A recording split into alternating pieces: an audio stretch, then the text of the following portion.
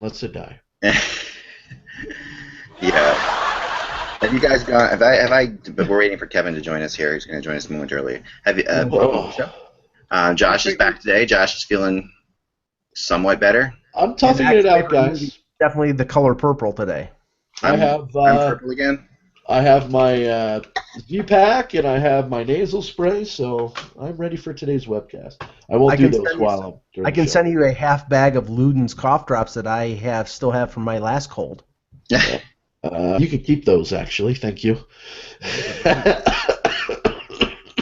but, so we're gonna do the best we can with Josh, and then Kevin will join us, and hopefully we'll do okay. I'm going to do a series on video hockey games. I'm a huge video hockey game nut. I don't play them as much as I once did, but I like to collect them in different ways, shapes, or forms. I like to collect vintage arcade games, so I thought I'd bring all that together in podcast. So like today, we're gonna start way back way back, not back quite this far, but like this is really back. One of these too, but this is like Back in the Stone Age. yeah, You look at this is the good old days though. This is when men were men here. This whole thing. Let me see if I can get this but working. you look at these games and then you look at NHL 15 and you're like, this is like Oh yeah, Cro-Magnon and yeah, it's yeah, it's crazy, bizarre. isn't it? I know. This is. Let me show you this one here. Share this one here. Share. So I actually own this. I have never been beaten at this version of hockey. This is the first version of hockey. Yes, I am throwing that out there as a challenge. Okay. This is the remember you guys remember this? Of course, this is like the good old this is good old pong hockey, but and not pond Pond, but Pong. Yeah, not Bong, Pong. Right. So this was pong hockey, and pong hockey I am awesome at. I will say that right now. I am really good at that. We have it here, and it's just it's fun. But then, so I thought that was the very first hockey, but I don't think we would go there right away. So instead, we're going to go back in the back. Someone in the chat room has to guess what hockey game that is above my screen. This is the first hockey game that I can actually remember in any video form that was a little bit more complex. I actually had players and it wasn't just pong balls going back and forth. So see if anybody in the chat remembers that one. That was a good one. And that'll be that. And that should excite everybody. And I know what it is, but I'm not going to give it away. Yeah, don't give it away because I told you. I knew it before. You did, yeah. No, this was when this blew my mind when it came out. This game was phenomenal. This was got to time-wise figure out exactly what year this came out. I should figure out. It was probably 84 or 85. Let's check it out real quick for Kevin here. Maybe even a little earlier than that, maybe 82 or 83. Yeah. Because I remember, dating myself. Thank you very much. That was high school for me. So. Yep. Oh yeah. No, this was the real big. This is the big time back then. This game blew my mind. Like it was the reason I never got an Atari. I never had an Atari. But you just gave it away. yeah. Well, Ryan got it anyway in the chat room, which is awesome. Ryan Van Hook, Atari 2600 Ice Hockey, made by Activision. If you remember, Activision made all the cool Atari games back then. And, Wasn't Activision the company that made the Terminator and Terminator movies? Oh no, that was Cyberdyne Systems. Excuse me. Yep. And this was called Ice Hockey. And yeah, and that guy up top looks just like Marty Brodeur. Yeah, a lot like it. And like you put 1981 actually. 1981. Okay. Yep. It's a game of 2-on-2 ice hockey. One player on each team is the goalie, and the other plays offense. Although you control both of them together. That was always what was kind of fun about these games is you had to decide when you were going to go leave your goalie and when you were going to go play your offense because you had to the only way you could get them. So if someone had the puck in your zone, you really couldn't come back and get them very easily without moving your goalie out of position. So it was really a fun thing with that. Yeah, and this is puck can be shot at any of 32 angles, depending on the position of where the puck is. The puck can be shot at any of 32 angles, depending on when it's shot. Okay, yeah. And you could play against. This was tough. Actually, really hard to beat the computer in this game. Believe it or not, it was really good. And we'll get to that one, Brandon. Someone's talking in the chat room. We'll get to that one too. But we're going to go kind of chronologically. But this is 1981. Looked like this, by the way. Let me show you what it looked like here. I can see. Here we go. I can show you this here. Look like that. That's what the cartridge looked like. And very, very, very late 70s, early 80s in design, right? Yes. Rainbows coming out of the backs of players. Yeah, I love the one with the stick down on the ice laying prone. I know, right. There was no fighting in this game. That came later, of course, but there was high sticking apparently. There was high sticking. You could apparently kill people. Or you can at least knock them out, right? So let me check on Kevin real fast, and then we'll get going here because it is 1:15 after all.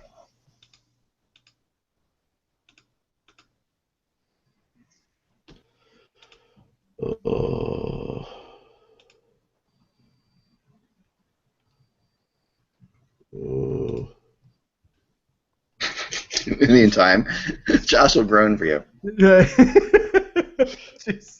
Sorry.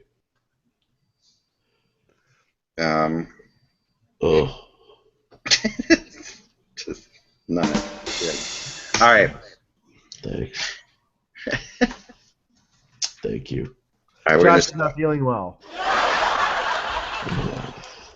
Sorry. Yep. Let's start the show. Ready? Yep. Tuesday, September 30th. This is the final day of September. It's a long ass month. Doesn't it feel like a really long month? And there's still a week to go until the regular season starts. Naughty, bad on you, NHL. I know. Kopitar is on the front page of the new Sports Illustrated. Well, Kopitar and Clayton Kershaw are both on it. They have a lot in common. Here we go. Hello, Hockey World. It is Tuesday, September 30th, 2014. I'm Michael Agello. I'm Josh Rimmer.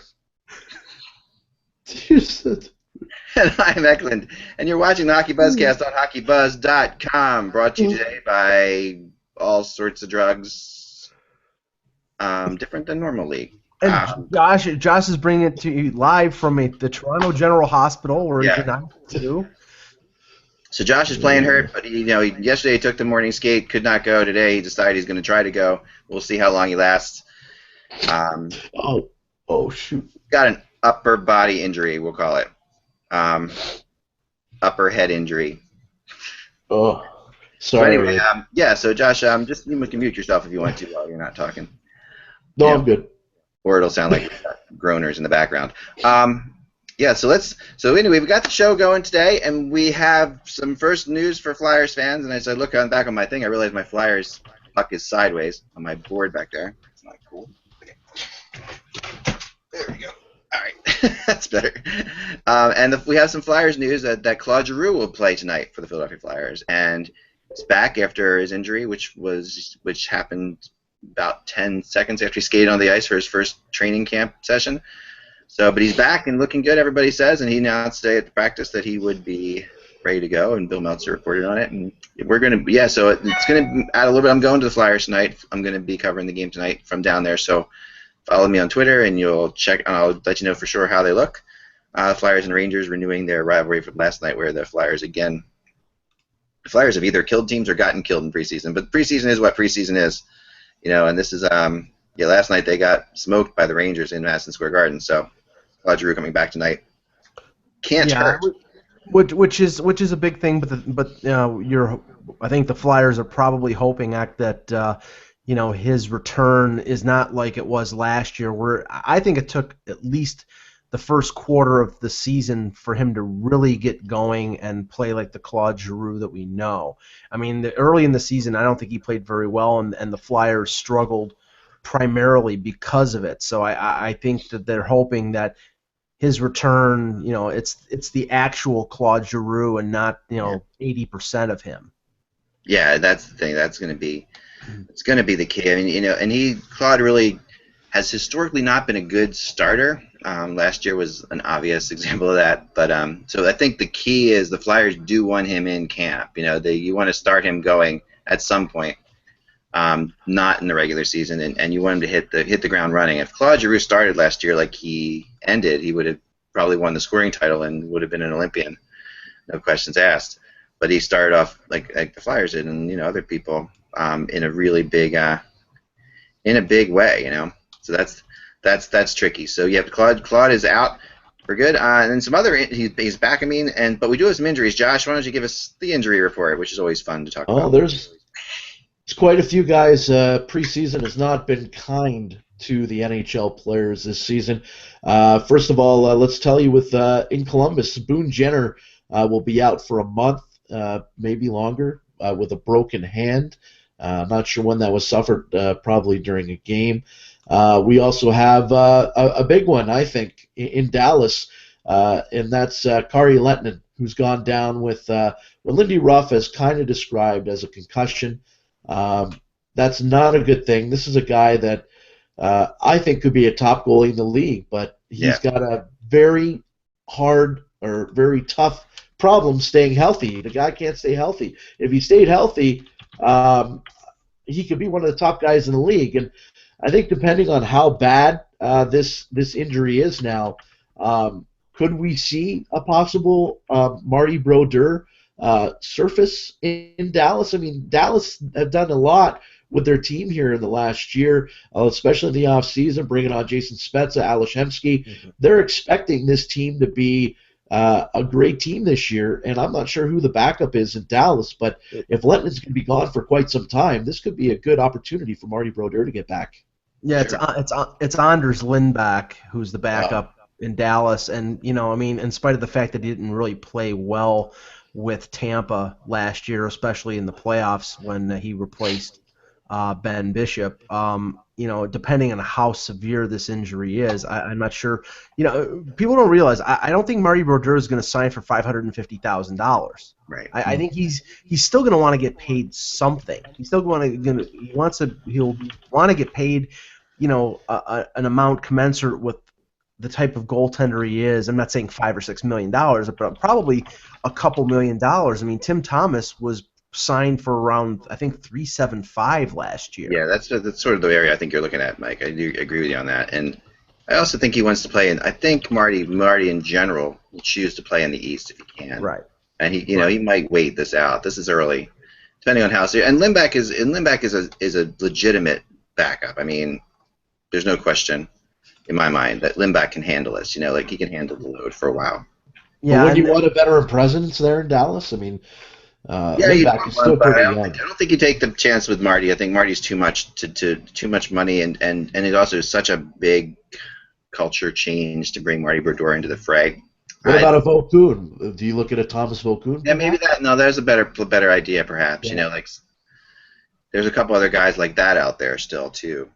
Maybe Carolina hooks up with Dallas and trades Cam Ward to Dallas. I mean, you're talking a $6.5 million cap hit. That's where it's a possible move right now. It's unfortunate, but yeah. I mean, unless there's. I mean, that's a desperate move for a desperate team, and I don't think Dallas is there yet. They'll get there. I mean, if they don't get good goaltending, but they have managed last year. I mean, last year Tim Thomas did really well for the Stars for a few games there, right. And part of that reason I think is that the Stars are solid. They're not necessarily a team that a goalie has to carry in most games. I mean, there are some games when you're going to want that for sure, but I think for the most part, this is a very solid team. Apparently, another injury that I was just texted is that Sam Bennett got hurt again today. Oh no. I don't know. There's no real word on it yet, but I texted back to see if I could find out anything else. But yeah, he's apparently down again. That's not good news for the Flames at all. They're really counting on Sam. Yeah, maybe they were, but it's a dilemma whether Bennett could do the same thing that Monahan did last year, come in as an 18-year-old and have an impact. I mean, he's apparently had a pretty good training camp. He's got a lot of quality. I think he's going to be a very good pro. But, Calgary's in a situation, again, where they're sort of on the border. I don't think they're going to make the playoffs. They could play for respectability, but if they're not that far away from being in the sweepstakes. And Right. So if Bennett is hurt, and I hope he's not, because injuries, especially for young players, are some things that can slow their development. But if he is injured, I mean, he heals and he goes back to junior. Goes back to, I believe it was Kingston in the Ontario Hockey League for another year. That might not be the worst thing for him. No, it wouldn't be. And Calgary they've shown patience before, and although they have quite a good young thing going on there, with Bennett, with Boudreau, and a couple other guys. So there's a good chance Calgary could actually try to make a run in some way, shape, or form. And they're not a playoff team, but I think they could get caught in not being in that. I still don't think they're going to be in that sweepstakes. I don't know. It's a tough call, but I think they've got too much. I think that you're going to see guys like Johnny Gaudreau making enough of an impact to matter. We had a couple hat tricks last night too, actually. Anything? Who else is hurt? Josh, though. First, let's get back. Any other injuries to report? I'm just looking to see if there were any other ones, but as of right now, I don't see any. I saw Pascal Dupuis was skating. Yeah, Pascal. Or actually played. He played last night. Yeah. No, he played last night, and that's a big guy for the Penguins to get back. Yeah, especially with Bennett out for 6 weeks. I mean, that's a huge boost for the Penguins. Bennett's on the Flames. Bo Bennett. Yeah, Bo Bennett. Bo Bennett, right? The other Bennett. Yeah, I forgot the two Bennett. Sorry, I got confused for a second there. No, who the Penguins were depending on to be probably not completely fill Neal's top role. 6 guy. Yeah, as a top 6. We do have another injury. I don't know if you guys mentioned this yesterday, and that's Danny Heatley, who was out for a week with a groin injury, and they were going to give him a shot on the top line as they were in preseason. And now word is they're going to give this kid Maroon a shot on the top line with Getzlaf and Perry. Yeah, I still think, and I know that cue the Danny Heatley jokes, but hold on, I got them. I got them. They did play. Those three did play together. Have played together internationally for Canada. I think that was a line in 2010 in Vancouver.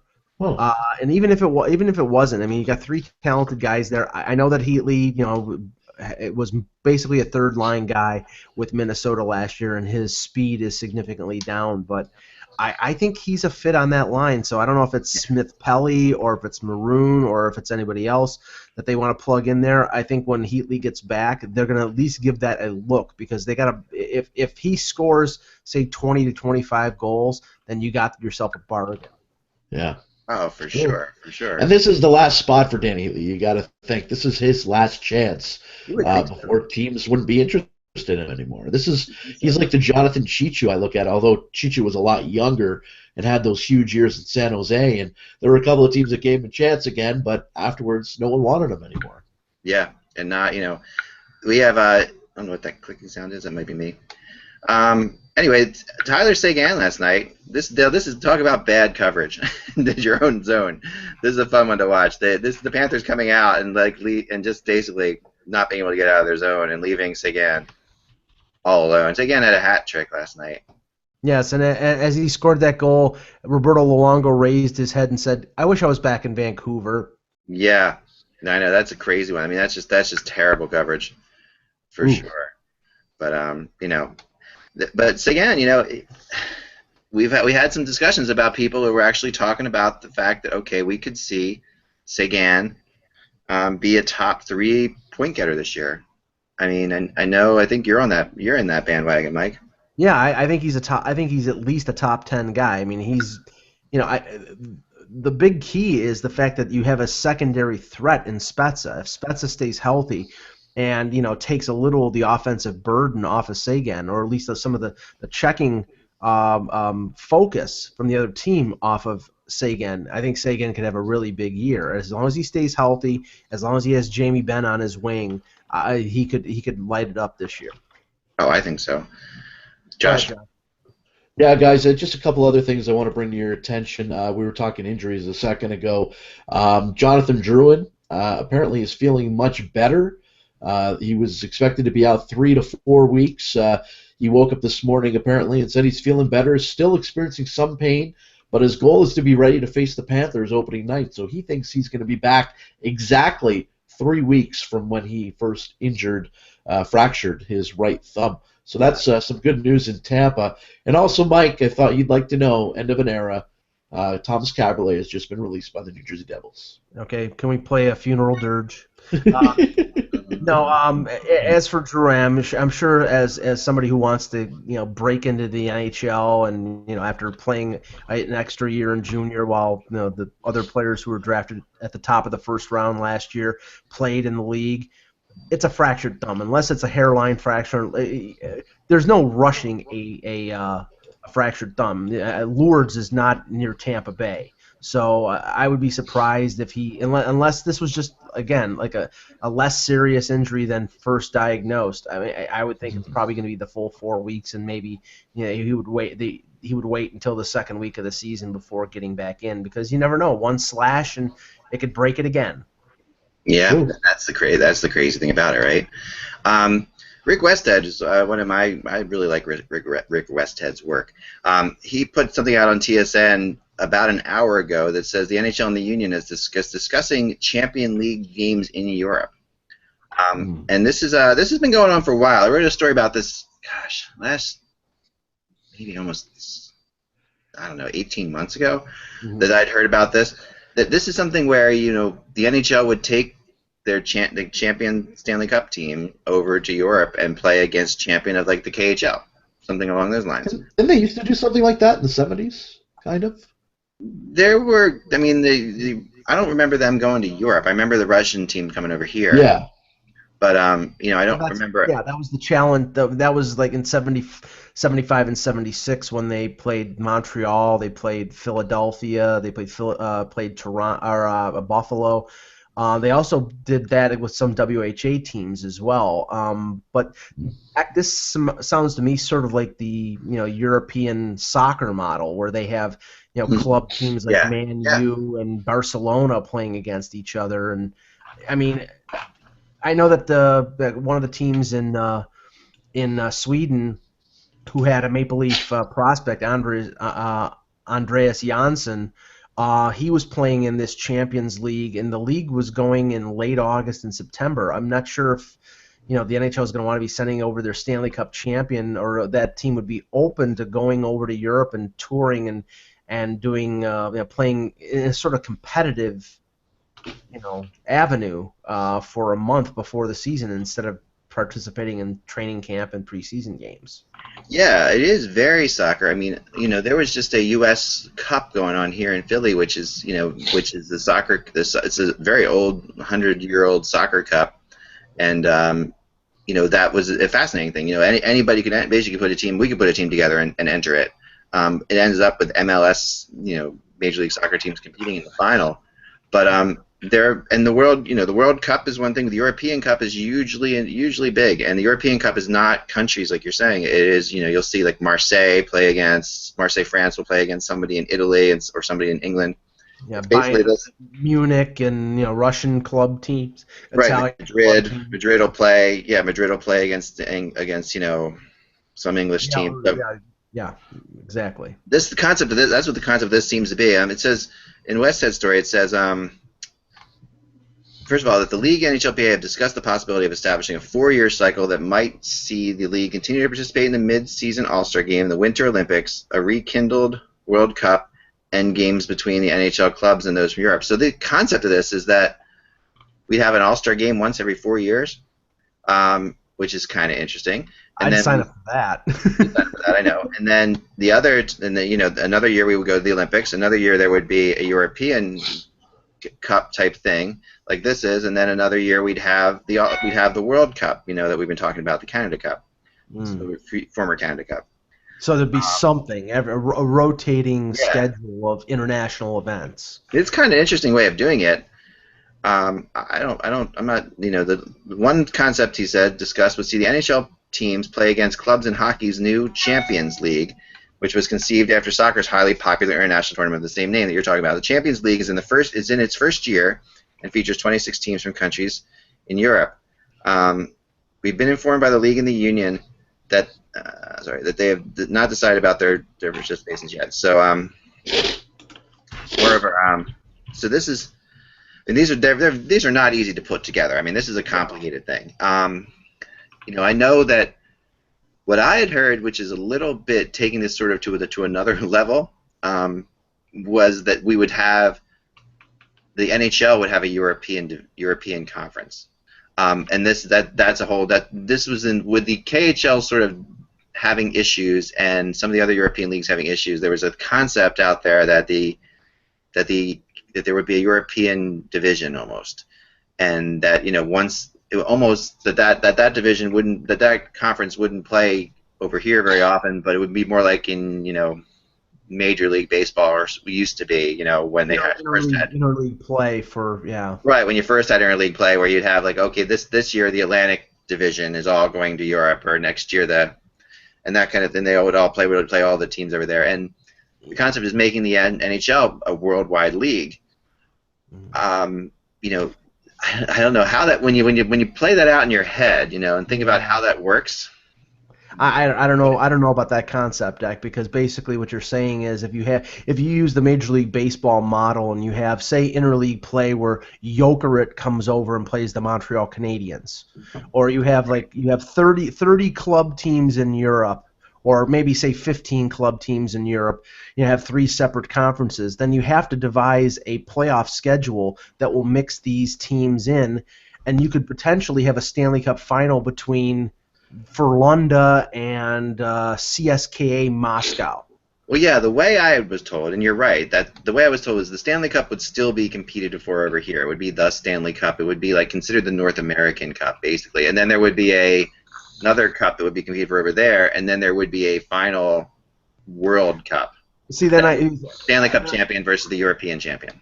Then I don't see the purpose of having them mixed into the NHL schedule if they're going to have separate. I mean, the National League and the American League have separate championships, but then they come together for the World Series. The thing is that what you're saying is then you're guaranteeing like the European team. There'll be one European team in the final every year, and I actually don't think that NHL fans or the NHL itself would go for something like that. It would be fine to have some sort of extra, like what we were saying before, have a World Championship one year, have a World Cup another year, have a Champions League, have the Olympics, mix the IIHF and the NHL in there, get the revenue streams going so the NHL and the PA can benefit. But in terms of determining the Stanley Cup has to stay North American. Yeah, I don't know. I think that is what it's going to do. I don't think they're thinking in that terms. But a little bit like the Memorial Cup, someone said, and it kind of has that feel to it. And I think the final game, the final, of the whatever the European NHL, the NHL Europe and NHL North America. So whatever NHL Europe team wins, and whatever we call that whatever we call that cup, the Bettman Cup or whatever we want to call it, that they win over there. The final game would be like a one-game game that would just be like a sort of, I think, more for bragging rights than anything else, because it in a way, what's kind of weird, I might be wrong, Mike, you might know this, or Josh, you might know this better than me too, but I believe the World Series wasn't always the big deal that it is now. There was pretty much, from the talking to people, there was a time when winning the National League pennant or winning the American League pennant actually had more oomph to it than the World Series. The American League wasn't founded until I think 1901. Right. The National League was the establishment league, and until the American League won the World Series, and I'm pretty sure they won it early on, so it wasn't like an AFL, NFL situation where the American Football League didn't win until the Jets won in '69. It was winning the National League was a bigger deal. Like I for a while there, because the better teams by far. And I think we'd have a similar situation to this if we had a European league. Right. The National League was an establishment league. The American League was the upstarts, but the American League took a lot of players from the National League because they paid more. And then they were basically, by 5 or 10 years into it, they were basically looked upon as being equal. I don't know if that would come to fruition in an NHL European League situation, whether it's just a perception from North America or whether well, I just don't know. I just don't think it would be, but I'm sort of biased because I'm from U.S. and I border Canada, and Yeah, and that's I think all I yeah, know. and the best players from the world are playing here. So I mean that's the truth. That's the other thing that I wonder about with this. I wonder, okay, if there's a team in Malmo, Sweden, or Stockholm, and there's a team in Finland, where they want to. Would the best players want to come here and play if these leagues are the same? Would they rather stay in Sweden and Finland and play Yeah, if they were? and what we also have to consider, and the world, the realism of the world. You did have a KHL team this year shut down because of a border conflict between Ukraine and the Russians. Right. The instability of the global geopolitical scene. We don't know. Russia is 20 years out of communism. Everybody thinks that they're stable, but everything going on there is not exactly stable, No. as we know from the KHL. And I don't know if the NHL is going to want to expand into those areas.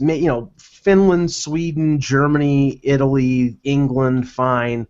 Russia is a whole different kettle of fish, and I don't know whether it's stable enough that they would want to take that risk. Yeah, I'm with you. Josh, what are your thoughts on this whole concept? Anything? To be honest, guys, I just it doesn't interest me at all. Yeah. I mean, I think between this and the Canada Cup we're talking about and the Olympics, and I just think it's overkill. I don't know if you guys agree with me or not, but I don't know. I mean, I think it's overkill. I'm in favor of the World Cup because I think there is a history of it. I mean, the Canada Cup to the World Cup.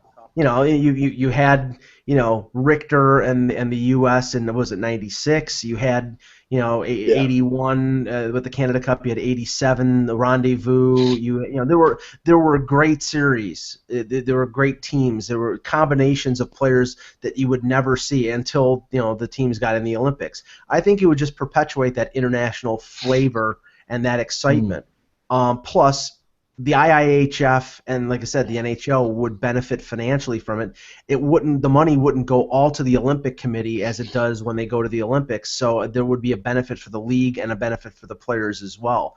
I don't see a problem there. I actually would be excited to see a World Cup, but and I actually would be in favor of them not going to the Olympics because the Olympic Committee gets most of the money. Yeah, and I think that's the idea. That's what the NHLPA is looking at for sure. And the teams as well, I don't know. I mean, I'm really torn on it. I think that it's the NHL's going to look for new markets all the time, and right now, as it said in this article too, which is very true, that the NHL can start thinking about these things because of the stability of the CBA, because there's teams that are stable. And over the last decade or so, we haven't really been able to do that. We have teams that are sort of always possibly moving, or what have you, and now they're able to actually do that, which is impressive. You wonder though sometimes about when times are good, stretching yourself too far, and not just going with the fact that times are good, for a while. So that's what I worry about. And the question of whether you're stretching the talent base of the league too thin. I mean, that's one of the considerations that was brought up when the word expansion was brought up before more teams. I mean, we saw how it was with expansion in the 90s with those teams in like Tampa Bay and Ottawa, how horrendous they were at the very beginning, and it took them pretty much most of a decade to really get up to a competitive level. And the other additional team, other teams like Columbus and Minnesota who came into the league after that.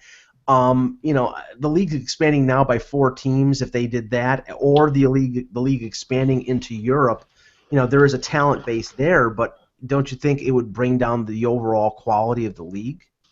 Yeah, I think it would. I think it would have to. I mean, you can't get. I mean, I do believe that you can expand, but I don't. I think we're going to lose quality for sure. I think there's enough. I think there's enough talent to expand to 2 more teams. I don't agree with that when people say that, but I do agree. Well, not 4. 2 I think is acceptable. 4 I think is too much. Yeah, 4 is tough, but I still I don't know. I think you could see something there. I don't know. It's a hard call, and I'd like to see it. On one hand, I do think hockey can follow off of soccer a little bit more than it does. I wasn't really a soccer person until recently because my daughter plays soccer all the time, and I'm around people now who are all soccer fans. And I'm realizing how impressive the whole soccer thing is. Like the way it's set up, and now you can have all these tournaments and all these different leagues, and they really play well with each other. And it's such a world sport, which soccer and hockey have in common, that it is played all over the world, more so than baseball and football. Hockey is definitely the one American sport that's played probably in more countries than any other is hockey. Mm-hmm. Not North American sport, I should say. I'm not going to call it an American sport. Sorry, Canada.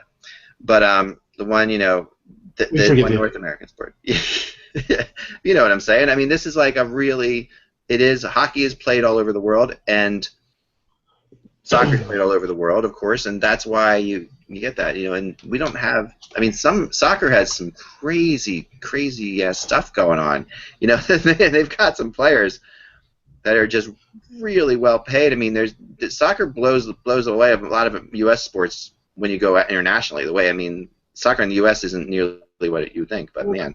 There are certain aspects of soccer that, in terms of the way the sport is run and the way they handle, like purchasing contracts and things of that nature. Teams that are in a second division what they win, they move up to a higher division, and the other team moves down. Things like that are intriguing, but I just don't know in the dynamic of North American sports whether that can really sell. That's definitely a European model, and that's something like in the English Premier League that they accept. I don't know if that North American fans, if they see the NFL, the NBA, and Major League Baseball operating on the same plane, and then all of a sudden the NHL says, well, okay, Ottawa Senators, you lost this year. You're in 26th place. You're going to the lower division, and Jokerit is coming up. I don't think it will sell.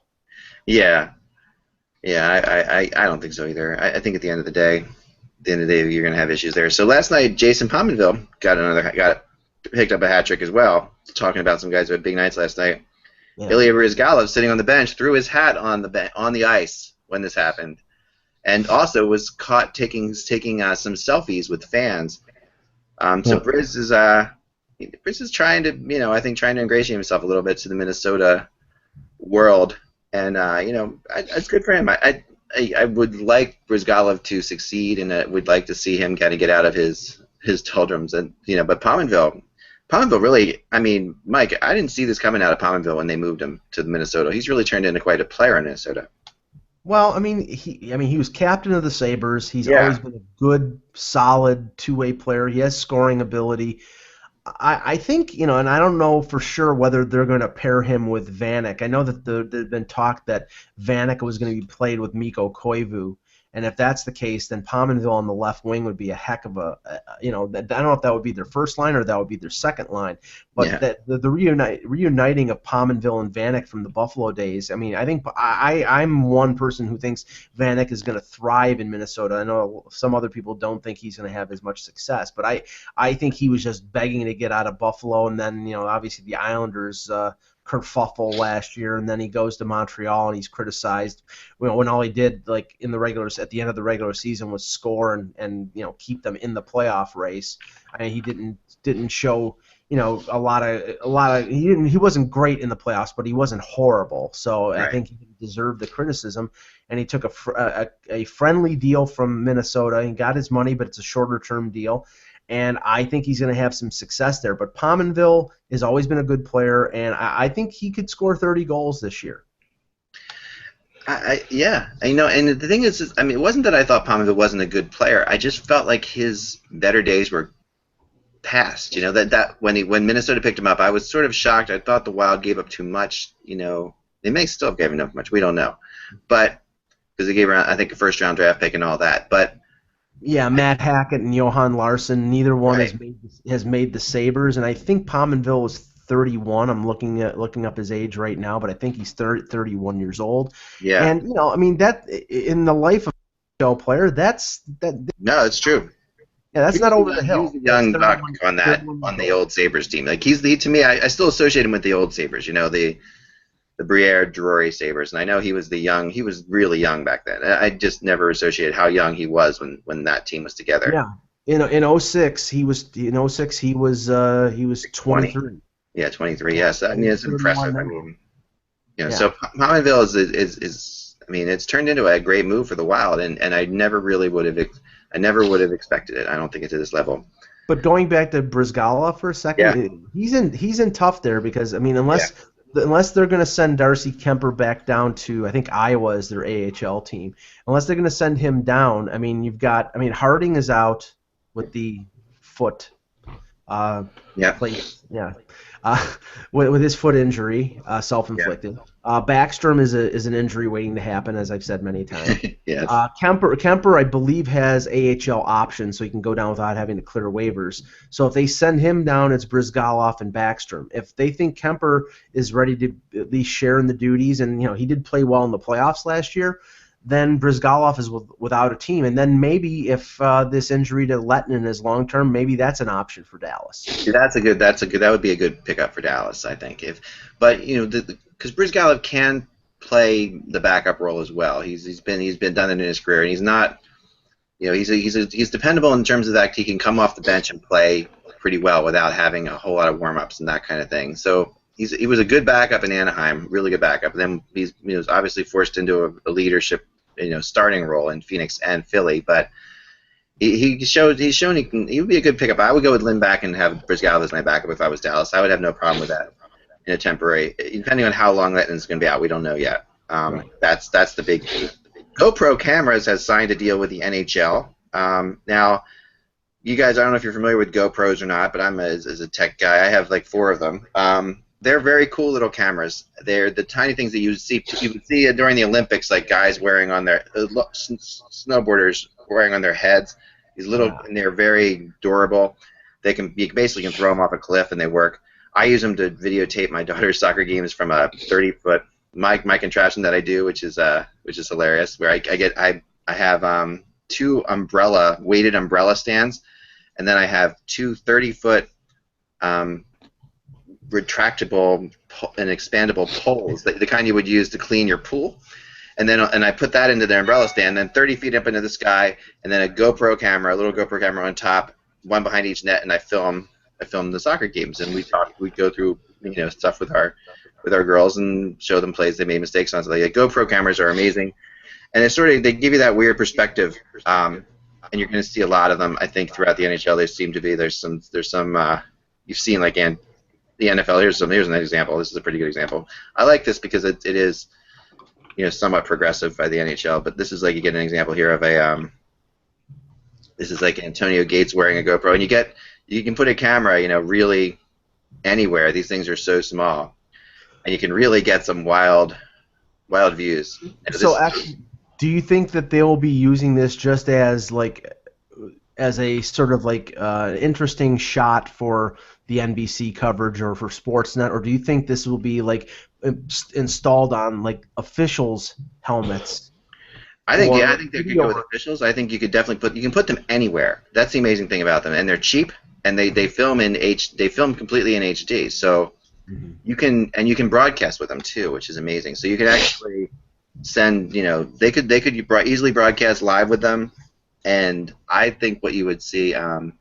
Ed Stein, wait a second, is that true? Sorry, I got to talk to you. I'm going to go back in a second for what's he bringing up there, but I want to know if that's true or not. But yeah, we'll get to that in 1 second. But GoPro these cameras are really great, and I can see them putting them. You can put it underneath the net in a crossbar or in a simple place where you have another camera in the goal. You could put them on a penalty. They make sense to put, and I think already teams have some of them in the penalty benches. In that area, you can put them on a player. You can tie them to. You can attach it to a coach. You can wear them. They really are so small that they're really easy. Now, Ed Stein is saying in our chat room that the FCC has dumped the sports blackout rule. Yep. That is true. USA Today Sports FCC eliminates NFL blackout rules. And I don't know if that just the NFL. Yeah, I don't know if that means for all of them. I mean that'll be very good news for fans in Buffalo who have one of the largest stadiums in the league sell out 70,000 seats, and because 5,000 didn't sell out, well, other stadiums have 50,000 and they get the game, but the Bills, because they have a 75,000 seat stadium and don't sell 5,000 extra, get blacked out. It's been optional for the teams for years, but I wonder how this is going to affect, if at all, like Game Center Live blackout rules for those things. Yeah. I mean, I'm with you. That's what I'm thinking here too. I'm not, could care less about the NFL, right? But I Right. definitely could care about, the NHL. I'm working on a big story right now, and I've been interviewing people at the NHL and at all the various leagues about this kind of thing and the concept of online apps and Game Center and whether or not the fact that home games aren't televised and people are paying all this money and you don't get your home games. And it all does. I mean, the blackout rule I know has been optional for a while, but the NFL dumping it is a really good thing. It's a really good proactive thing because it could force the other leagues into dumping it as well. And right now, leagues are using these old, antiquated systems as a way of backing up, things that make no sense now. Like the fact that the games aren't televised at home doesn't have anything to do with the fact that it is what it was before. If that makes any sense. This is not at this point. If you're paying for Game Center, you should get the games that you get on Game Center. The most frustrating thing about Game Center or Center Ice is you get in the playoffs and suddenly you can't watch any game you want to watch when you want to watch it, how you want to watch it, and that's just you're paying all that money, you should have it. My longtime complaint about the Center Ice package, and it's not going to prevent me from buying the Center Ice package, unfortunately, but is the fact that whoever the cable provider is, they have a limited number of channels that they provide for the Center Ice package, which when you're wanting to watch, say, Florida versus Toronto, it's up to whoever's doing the Center Ice package to provide either Fox Sports Florida or the Canadian provider, and more than often you get the Florida broadcast, and I'm not interested in listening to the Florida guys talk about how the Leafs blew a 4-1 lead in Game 7 of the Stanley Cup first round against the Bruins, which they continue all the time. No, exactly. I agree with you, and that to me is I don't want to see that either. I mean, to me, it's you should have the option. You should have the option. There's plenty of channels. This is another thing that's just they're pretending to not have enough bandwidth for that stuff. There's plenty of bandwidth right now. Right. That's one of the things I've figured out as I've been doing this article, that it's not about what they say it's about. It's not about bandwidth. It's not about it's about trying to maintain. It's about trying to make money, right? It's about trying to maintain value, and a perceived value that is what it is. So to me, that's this has got to go. It's got to go. Josh, you can unmute yourself. I mean, you got a story to read there. Yeah, I already unmuted myself. Yeah, there was a great book that came out over the weekend, and we all should take a look at it, maybe even look at having the author on. And here's the article on it. When producer Howard Baldwin's film Ray was up for the Academy Award, the former Hartford Whaler owner spent his night at the Oscars sitting next to Adam Sandler. When the actor asked about his WHA championship ring, Baldwin said it would take a book to tell his whole story. Well, 9 years later, Slim and None, My Wild Ride from the WHA to the NHL and all the way to Hollywood. The book has hit the newsstands on the weekend. There's nothing worse than being forgotten, Baldwin said in a recent phone interview. It meant so much to many. It's nice not to be forgotten and for many people to realize, hey, this is what happened, this is why it happened, this is the way it happened.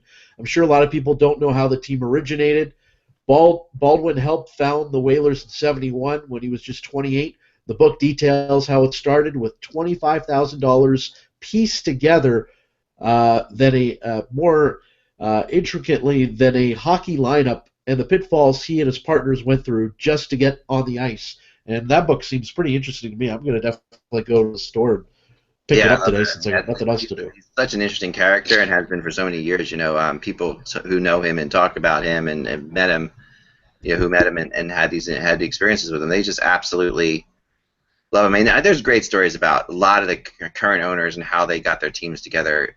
Back, like Ed Snyder borrowing money off of his house, and all sorts of things like that to buy these teams that are now billion-dollar teams, and the time they bought them for a couple $100,000. It's awesome. I mean, it is a really, really awesome. And they're the one team that everybody still talks about, and they're not even in the NHL and haven't been in the NHL since, what, 94 they haven't existed? Yeah, right. They haven't, and and there's a lot of people there's still a lot of Hartford Whalers fans out there. There are, and there's, I don't know if you guys saw the other night. Was watching a little bit of the Colorado Montreal game that was taking place at the Colisée, which And it first occurred, Le Colisée in Quebec, and it first occurred to me, like, the first thought in my head is, why the hell is Colorado and Montreal playing, home and home in in the preseason? And then I realized, well, they're not. They're playing in Montreal and they're playing in Quebec. And then remembering that the Colorado Avalanche were the Quebec Nordiques, it all sort of came into focus. I'm a little bit slow in the uptake there, but I figured it out finally.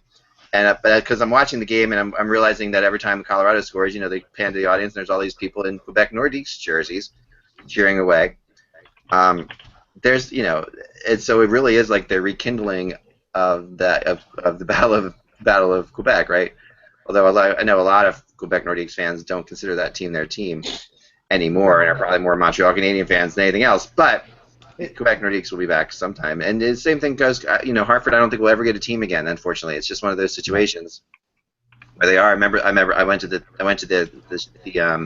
a game there, and when the stadium was in the mall there. I don't know if you guys ever went there, but it was kind of. No, I wish I would have attended a game there. Did you go to one of those, Mike? Did you ever go to the mall there? No, I never got there, but I watched many a game when Buffalo or Toronto played there, and I heard about it, but I never was there. Yeah, no, it was a great little arena, and one of my favorite memories about the Hartford Whalers was going to cover the Carolina Hurricanes Stanley Cup run, and going to Game 7 and walking around outside when they were having the barbecues and running into a whole bunch of Hartford fans who had driven down, scalped tickets, were in their Whalers jerseys, and this was their Stanley Cup final, and that was they really did, the fans of the Hartford Whalers do follow the Carolina Hurricanes. That really is something that still goes on, and when you're in Carolina, you'll see Hartford Whalers jerseys. Mm-hmm. I wish that watching this game, I'm like, why can't the NHL just be cool enough to let the Colorado Avalanche wear the Quebec Nordiques jerseys in this game? What's the or I've had the same thing sometimes when the Devils played out in Colorado. Why not let the Devils wear the Colorado Rockies jerseys? There's certain things that are just like I would love to see. The NHL still makes a lot of money selling these old jerseys and vintage jerseys. It's something that they do, and they still sell them. So I thought the NHL owns them if they can sell them. So why can't they just do that? Well, it might be a situation, where they think that there is going to be a Quebec Nordiques team coming back in the next few years, and they don't want Colorado to be wearing that jersey because that jersey might be a new NHL team's jersey in a year or two. It's a little bit confusing. Yeah, let's hope. Let's hope beyond hope. The Quebec Nordiques should only be allowed a franchise if they go back to their old jerseys. We cannot have this thing that's happening in Winnipeg, which I think is a travesty. I just don't think that jersey is attractive. I just don't think it's. Yeah, the Winnipeg jersey is just not attractive. And when are the Jets? I can only assume that the Winnipeg Jets old jersey, which the NHL sold until the new Winnipeg Jets came into the league. So that was the weird thing about that. It used to be able to get that at the NHL store. Now you can't get the old Winnipeg Jets jerseys anymore, I don't think. I don't know. All I know is all the other ones, but yeah. When are the Winnipeg Jets going to wear their jerseys as a third jersey? Do we need a Winter Classic in Winnipeg? No one wants to go to that. Maybe a heritage game. If you take the NHL genealogy seriously, the only team that can wear the Winnipeg Jets jersey is the the Arizona Coyotes, because they were the Winnipeg Jets. This is the Atlanta team, so it's not. Right, but still, I agree. It's sort of, I'm sure it's about money. I am sure the Winnipeg Jets owners want to wear those old jerseys once in a while and sell those old jerseys and because they could make money off of it. But my guess is that somebody owns that logo and is not giving it to them or not selling it to them. Which is the reason why, if you look over my one shoulder, you see the modern Maple Leaf emblem here. Right. The old Maple Leaf, the one that everybody likes, everybody thinks is cool looking with the frilly outside, the champion leaf that they use in throwback jerseys. There was some rights issue with that, and that's why Harold Ballard went to this emblem so he could own the rights to it completely. And this one is okay. The other one is the one that they've won, over in double figures in Stanley Cup championships with. So I think a lot of people would like them to go back to the old one.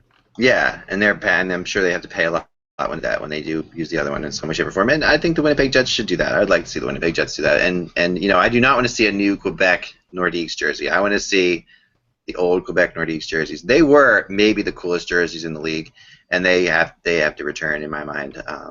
I'll be really ticked off. But I love to see the Carolina Hurricanes play a preseason game in Hartford and wear the Hartford Whalers jerseys. Would that be so difficult? I mean, there's certain things that would be that fans would just absolutely eat up. I mean, you know how hard it would be to get tickets for that if the Carolina Hurricanes did that. Well, I mean, I don't know. Huge. I know that there was a game in the last few days that was played, an exhibition game that was played in Kansas City. Yep, there was. And I don't know if the Devils were one of the teams. Probably not, because I would assume that was the LA Kings because the Anschutz Group owns that arena. The Kings and the Blues. I think that's who played, and the Blues obviously they're close by. But it would have been cool if it was the Devils, because the Devils obviously they went from Kansas City to Colorado to New Jersey. Whether the Devils would wear Kansas City Scouts jerseys. That would be cool. I got the Kansas City Scouts logo right behind me right here. You know, then it was never a good logo. No, but it just as a one-off, just as it would be cool. I mean, it would be there you go. Wilf Payma, I think he was a first-round pick of the Kansas City Scouts before they went to college. Bill Clement played for the Kansas City Scouts. Yeah. I mean, they were definitely, so yeah, I mean, we'll see. We'll see.